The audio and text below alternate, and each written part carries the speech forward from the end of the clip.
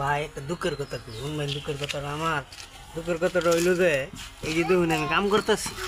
কাম রইলো যে মনে করুন যে আমারে মানে বিভিন্ন জায়গায় যাই, বিভিন্ন জায়গায় কাজ কাম করি, খেতে খোলার মধ্যে কাজ কাম করি। কাজ কাম করার মধ্যে মনে করেন যে আমার কয় যে তুই একটু চিকুন কে।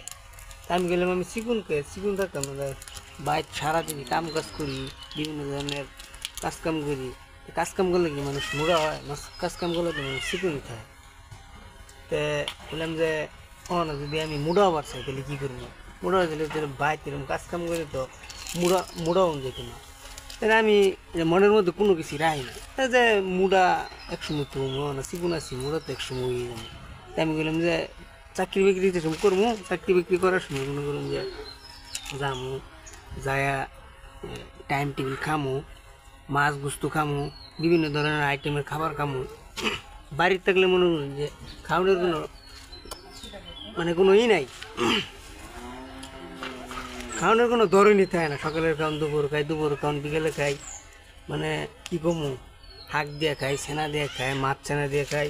গুস্তুর লোক আমার কোনো কথাই হয় না। তাহলে কেমনি মোড়া যাবো? আড্ডা আসর যামু, চাকরি বাকরি করবো, গুস্তু মাছ বড়া বিরান সব কিছুই খামো। তো মোড়া হইতাম না ওরকমকালা মোড়া হইলে তো যার কোনো টেনশন নেই, মোড়া হয়ে যাবে আর কিছু।